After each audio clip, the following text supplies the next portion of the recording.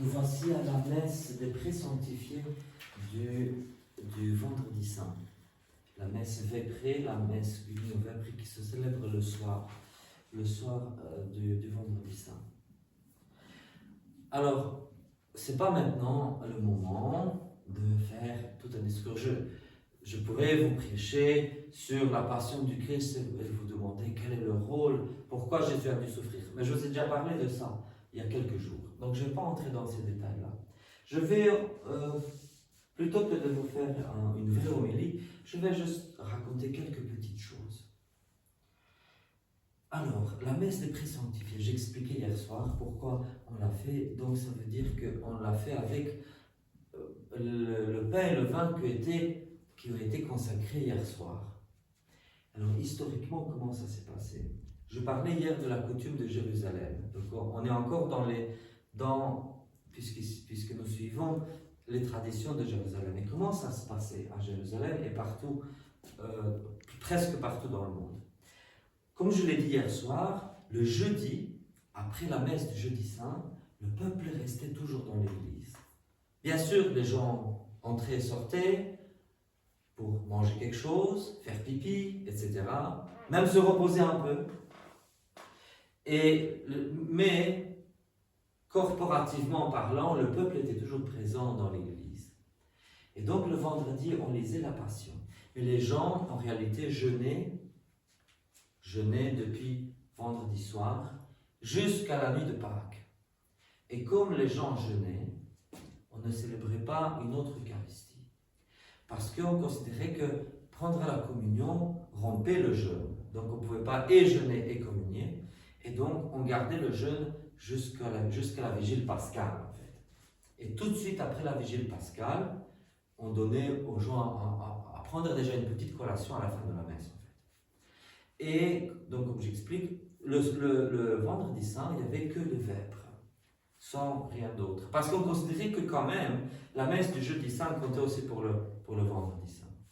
Donc, il y a certains commentateurs qui erronément disent « Ah, le vendredi saint, on ne célèbre pas l'Eucharistie parce que c'est le jour où Jésus a réellement été crucifié. » Oui, mais justement, s'il a réellement été crucifié le vendredi saint, pourquoi ne pas célébrer la messe ce jour-là? Qui est, rappelons-nous, chaque messe, on l'a fait en mémoire de la passion et de la résurrection du Christ.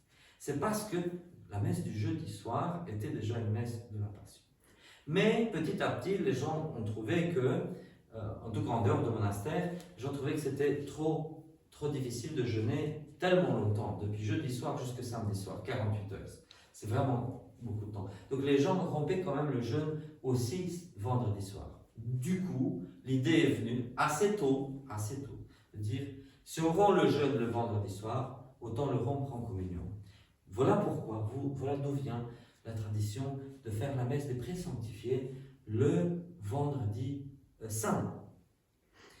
Et je vais vous raconter une petite anecdote, 2 anecdotes liturgiques.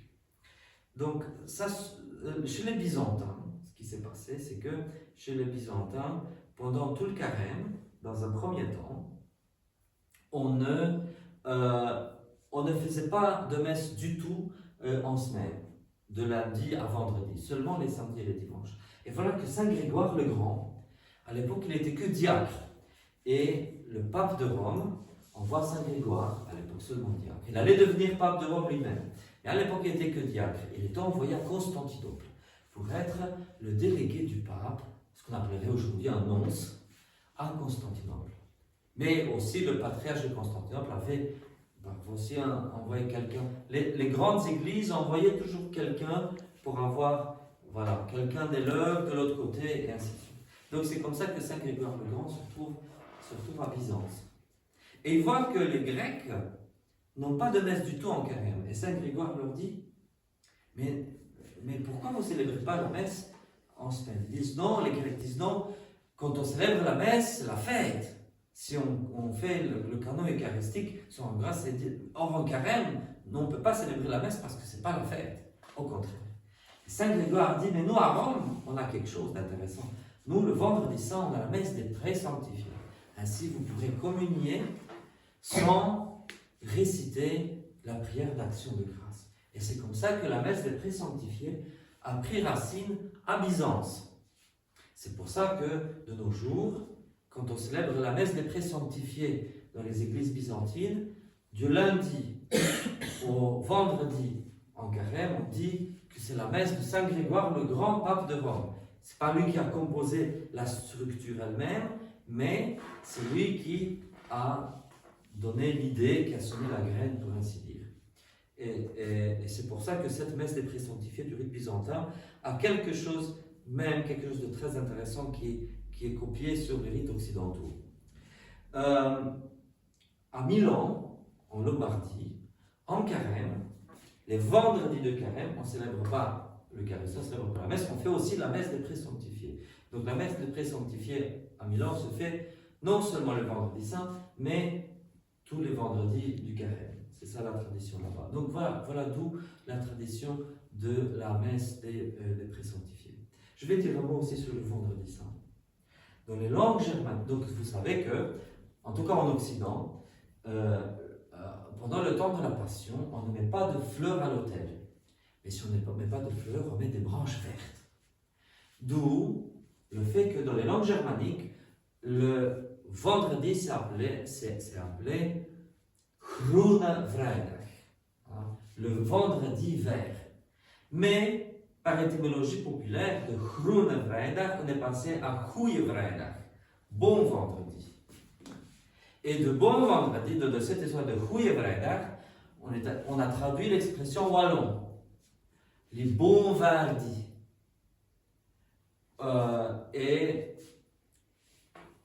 autrement, dans notre traduction, les Jude bond weer, le jour du bon vendredi, les Jude bond weer. Mais cela a été réinterprété parce que d'hiver peut être denrée.